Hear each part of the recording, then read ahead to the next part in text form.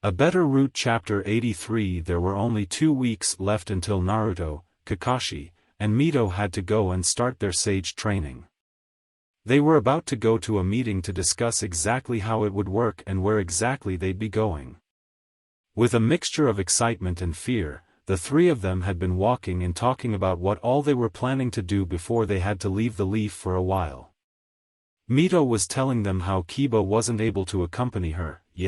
Between the stuff he needs and the fact that slugs are so private, it just wouldn't work to bring him along.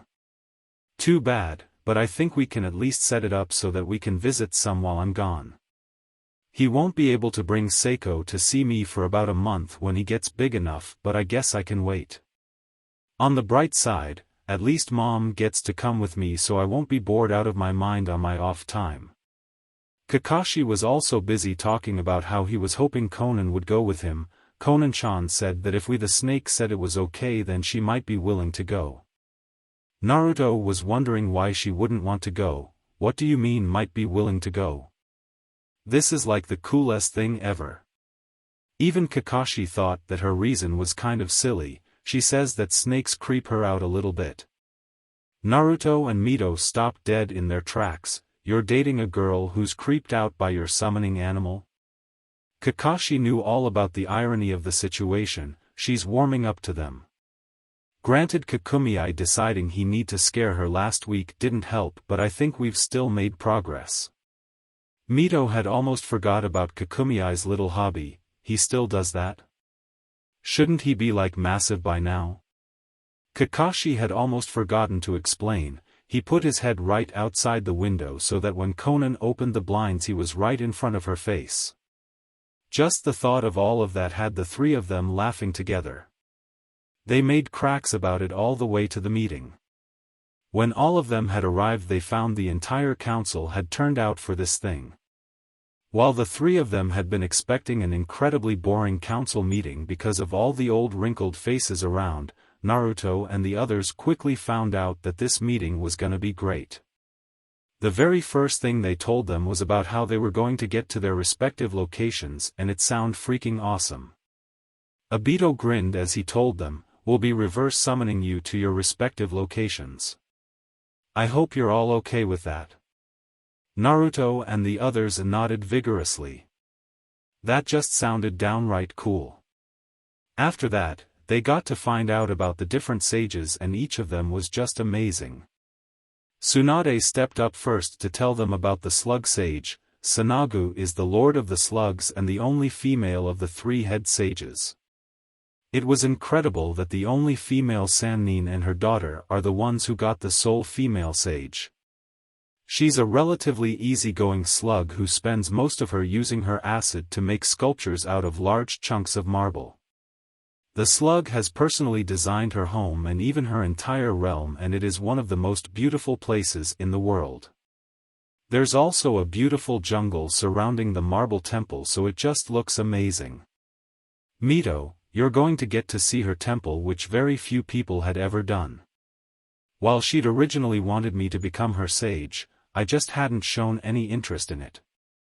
Many people said that you are just as strong as I am, so Tsunagu is at least willing to give you a chance to become a sage. Mito was amazed something like that actually something existed. That sounds like something out of the old legends Dad used to tell me. Tsunade laughed. What she didn't know is that a lot of those stories weren't legends. Kakashi looked really excited to find about his teacher, so Anko started to tell him, Dokibi is the head sage of the snake realm and some people have said that he's long enough to stretch across the entire land of fire. Granted, that's almost certainly not true, but that doesn't stop the rumors from counting.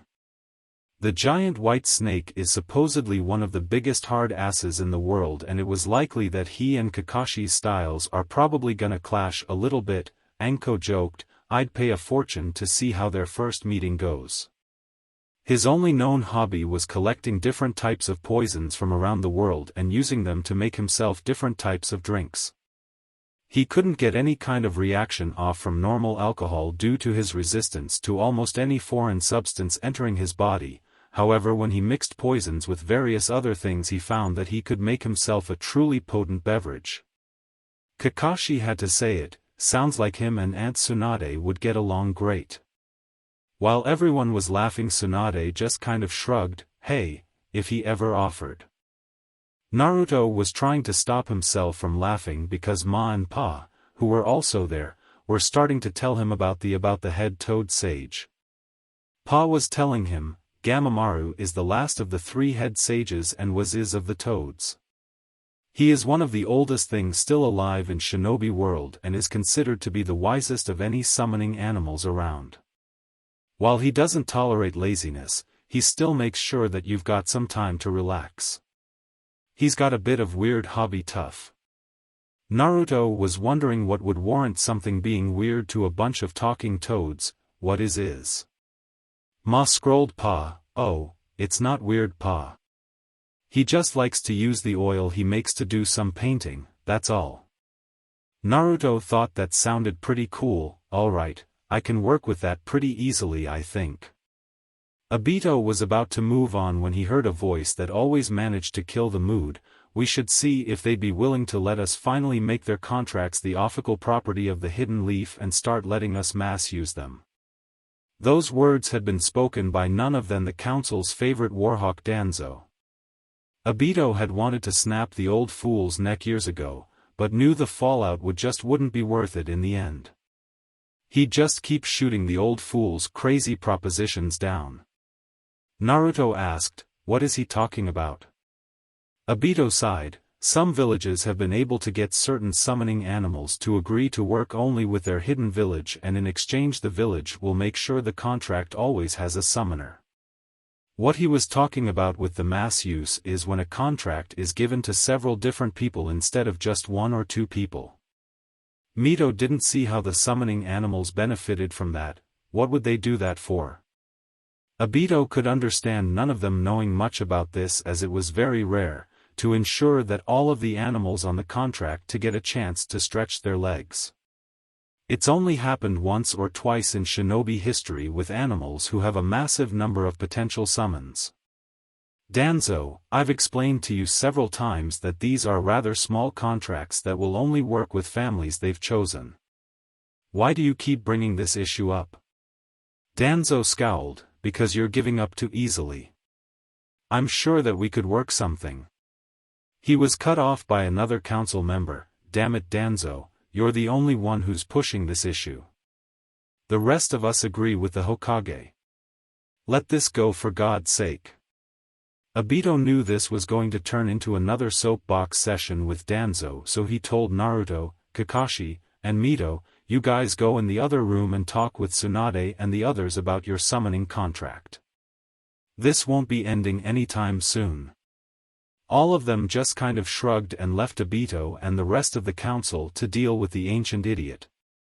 They spent about another half an hour explaining everything that was going to need to be done before Naruto and the others could leave, and it was basically just a lot of formalities. This part was actually really boring since it was nothing but them going over certain manners you had to be careful of while you were in the animals' realms.